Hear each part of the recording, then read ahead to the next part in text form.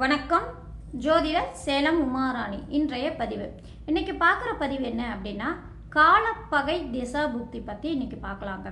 அதே காலப்பகை திசா புக்தி அப்படின்னா என்ன அப்படின்னா, ஒவ்வொரு திசைக்கும் காலப்பகை புக்திகள் அப்படின்னு வருங்க. அது நம் ஜோதிட சாஸ்திரத்தில் இருக்கக்கூடிய அமைப்பு. அதாவது என்ன அப்படின்னா, ஒவ்வொரு திசையிலும் நல்லபடியாக, அதாவது அந்த திசை நல்ல கேந்திரத்திலையோ திருகோணத்திலையோ உட்காந்து நல்லா பள்ளமாக உட்காந்து திசை நடந்துட்டுருக்கு அப்படின்னா, அந்த திசா காலங்களில் ஓரளவு நல்ல பலன் கொடுத்துக்கிட்டே இருக்கும். ஆனால் சில புக்திக்கு வரும் காலங்களில் அவங்களுக்கு அந்த புக்தி காலங்களில் அந்த திசாநாதன் முழுசாக பலன் தராது. அதாவது பலன் கொடுத்துட்டே இருக்கும். ஆனால் அந்த புக்தி காலப்பகை புக்தி வரும் காலங்களில் அவங்களுக்கு பிரச்சனைகள் சங்கடங்கள் கொடுத்துட்டே இருக்கும். சரிங்களா? ஆனால் ஒரு சிலருக்கு பாருங்கள், திசாநாதன் நல்லா இருக்கிற மாதிரியே புக்திநாதனும் நல்லா இருப்பார். கேந்திரத்திலையோ திருகோணத்திலையோ அல்லது அந்த லக்னத்துக்கு நல்ல ஆதிபத்தியம் அமைப்பில் உட்காந்து இருக்கிறது, நல்ல ஆதிபத்தியம் பெற்றிருக்கிறது, இந்த மாதிரி அமைப்பில் இருந்தும் அந்த புக்தியும் காலப்பகை அமைப்பில் வரும் பட்சத்தில் அந்த புக்தியும் பலன் தராது அப்படின்னு நம் ஜோதிட சாஸ்திரத்தில் இருக்கக்கூடிய அமைப்புங்க. சரி, இப்போ ஒவ்வொரு திசைக்கும் காலப்பகை புக்திகள் அப்படின்னா என்னென்ன புக்திகள் ஒவ்வொரு திசைக்கு எந்த புக்திநாதன் காலப்பகையாக வருவாங்க அப்படின்னு இந்த பதிவில் விரிவாக பார்க்கலாம். சரிங்களா? இப்போ எதுக்கு நான் இப்போ சொல்கிறேன் அப்படின்னா, இப்போது ஒரு திசை நடந்துட்டுருக்கு, அந்த திசை நல்லா நடந்துட்டுருக்கு அப்படின்னா சில புக்திகள் வரும் காலங்களில் ஒரு புக்தி வரும், காலப்பகை புக்தி வரும் காலங்களில் அவங்களுக்கு முழுமையான பலன் தராது. அது நல்ல அமைப்பில் இருந்தும் பலன் தராத காரணம் என்ன அப்படின்னா, இந்த காலப்பகை அமைப்பில் வரும் பட்சத்தில் தாங்க அந்த புக்திநாதன் நல்ல அமைப்பில் இருந்தாலும் அது பலன் தராது. அல்லது அந்த பிரச்சனையாக இந்த புத்தி காலங்களில் அவங்களுக்கு ஏதாவது ஒரு சங்கடங்கள், பிரச்சனைகள், பாதிப்புகள் ஏதாவது ஒன்று கொடுத்துரும். இந்த மாதிரி வருது அப்படின்னா அது காலப்பகை திசா புக்தி அமைப்பில் தான் அது மாதிரி பிரச்சனை கொடுக்குது. சரிங்களா? இப்போ காலப்பகை திசா புக்தி எந்தெந்த திசைக்கு என்னென்ன புக்தி அப்படின்னு பார்க்கலாம். சரிங்களா? இப்போ சூரிய திசையில் சனி புக்தி காலப்பகை புக்தி ஆகுங்க. சூரிய திசை நடக்குது அப்படின்னா சனி புக்தி வரும் காலங்களில் அது காலப்பகை புக்தி ஆகும். சரிங்களா? அடுத்தது சந்திரனுடைய திசை நடந்தாலும் சனி புக்தி காலப்பகை புக்தி ஆகும். சரிங்களா? அந்த சந்திர திசையில் சனி புக்தி காலப்பகையாகும். அடுத்தது செவ்வாய் உடைய திசையிலும் சனி புக்தி காலப்பகை புக்தி ஆகும். சரிங்களா? இப்போ சூரியன், சந்திரன், செவ்வாய் இவங்களுடைய திசா காலங்களில் சனி புக்தி வருது அப்படின்னா அது காலப்பகை திசையில் அந்த புக்தி வரும் காலங்களில் அந்த ஜாதகருக்கு ஏதாவது ஒரு சங்கடங்கள், பிரச்சனைகள் கொடுக்கக்கூடிய வாய்ப்பு அதிகமாக உண்டுங்க. அந்த சனி பகவான் அந்த லக்னத்துக்கு சுபர் யோகராகவே இருந்தாலும், நல்ல ஆதிபத்தியத்தில் பெற்று இருந்தாலும், இவங்களுடைய திசா காலங்களில் அந்த திசா வரும் காலங்களில் அந்த புக்தியாக வரும் பட்சத்தில் அந்த காலப்பகை அமைப்பு அப்படிங்கிறதுனால அது பிரச்சனை கொடுக்குது, சங்கடங்கள் கொடுக்குது. அதே அந்த லக்னத்துக்கு சுபர்னா அந்த புக்தி காலங்கள் பலன் தராமை கூட போயிடுது. இந்த மாதிரிலாம் வருது அப்படின்னு நம் ஜோதிட சாஸ்திரம் சொல்லுதுங்க. சரிங்களா? அடுத்தது குருவுடைய திசையில் புதனுடைய புக்தி காலப்பகையாக வருதுங்க. குருவுடைய திசை புதன் புக்தி இது கேந்திர ஆதிபத்திய அமைப்பிலும் வந்துடுறாங்க. இவங்க குருவும் புதனும் ஒரு இந்த சில லக்னங்களுக்கு, உபய லக்னங்களுக்கு அந்த அமைப்பு மட்டும் இல்லாமல் இந்த காலப்பகை அமைப்பிலையும் மற்ற லக்னத்துக்கும் இங்கே குருவுடைய திசையில் புதன் புக்தி காலப்பகை அமைப்பில் வருது அப்படின்னு சொல்கிறாங்க. சரிங்களா?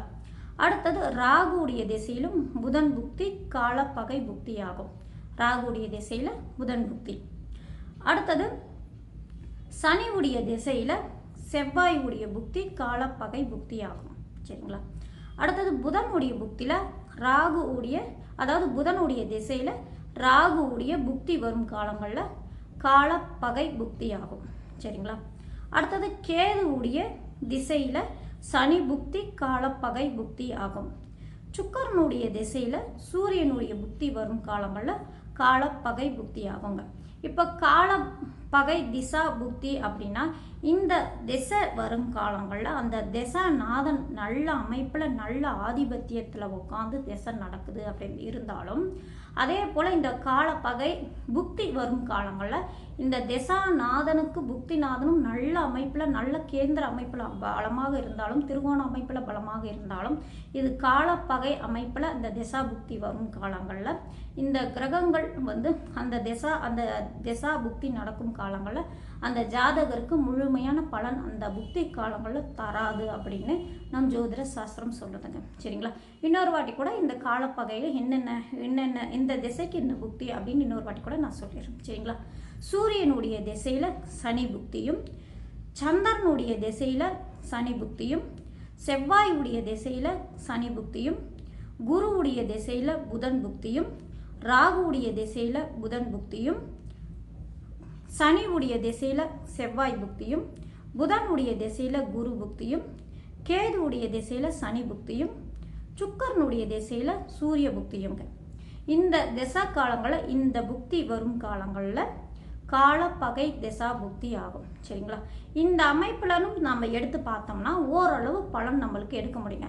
ஏன்னா நம்ம ஒரு சில ஜாதகங்களில் பார்ப்போம், இந்த திசாநாதனும் புக்திநாதனும் நல்ல அமைப்பில் தானே இருக்காங்க, அவங்களுக்கு ஏன் பிரச்சனை கொடுக்குது, இந்த காலகட்டங்களில் நாம் பலன் நிர்ணயம் பண்ணுறது என்ன அப்படின்னா இவங்க நல்ல ஆதிபத்தியம் நல்ல காரகம் நல்ல அமைப்பில் உட்காந்துருக்காங்க அப்படின்னா திசாநாதன் இருக்காங்க அப்படின்னா அடுத்த வர புக்தி வந்து அதே அமைப்பில் நல்ல அமைப்பில் உட்காந்துருந்தா அவங்களுக்கு வந்து அந்த புக்தி காலங்கள் நல்ல முழுமையான பலன்லாம் கொடுக்கணும், நல்ல பலன் கொடுக்கணுமே. ஏன் அந்த திசா காலங்களில் அந்த புக்தி குறிப்பிட்ட புக்தி வருங்காலங்களில் அவங்களுக்கு நாம் எதிர்பார்த்த பலன் அவங்களுக்கு கொடுக்கல அப்படின்னு நம்ம ஒரு சிலர் நம்ம யோசிப்போம் இல்லைங்களா? அதுக்கு என்ன காரணம் அப்படின்னா நம் ஜோதிட சாஸ்திரம் என்ன சொல்லுது அப்படின்னா இந்த கால பகை திசா புக்தி வரும் காலங்கள் அமைப்பில் இருக்குது அப்படின்னா அவங்களுடைய புத்தி காலங்கள் இந்த மாதிரி சங்கடங்கள் கொடுக்குது அப்படின்னு நம்ம ஜோதிட சாஸ்திரம் சொல்லுவாங்க. அது மட்டும் இல்லைன்னா அந்த லக்கணத்துக்கு அவர் சுபர் யோகராக வந்தாங்க அப்படின்னா ஓரளவு பலன் கொடுக்குற மாதிரி வந்து அந்த பலன் முழுமையாக அந்த ஜாதகருக்கு வந்து சேராது அப்படின்லாம் சொல்லுதுங்க. சரிங்களா? இப்போ காலப்பகை திசா புக்தினா இந்த திசைக்கு இவங்கெல்லாம் காலப்பகை புக்தியாக வரக்கூடிய அமைப்புங்க. சரிங்களா? நீங்கள் எடுத்து இதை வந்து செக் பண்ணி கூட பாருங்கள். நான் ஒரு சில ஜாதகங்களில் இதை எடுத்து செக் பண்ணி பார்த்துருக்கேன், ஓரளவு பொருந்துது. சரிங்களா? இந்த மாதிரி திசா காலங்களில் இந்த புக்தி வரும் காலங்கள் கண்டிப்பாக ஏதாவது சங்கடங்கள் பிரச்சனைகளை கொடுக்கக்கூடிய அமைப்பு. அது மட்டும் இல்லைங்க, சனி பகவான் பொறுத்த வரைக்கும் பாருங்கள், இந்த தனி திசை நடக்கும் பட்சத்தில் அவங்களுக்கு பாருங்கள் செவ்வாய் புக்தி வருது அப்படின்னா அது காலப்பகையில் திசா புக்தி இல்லைங்களா, அந்த அமைப்பில் வரும் பட்சத்தில் அவங்களுக்கு பாதிப்பு இன்னும் அதிகமாக கொடுக்குங்க.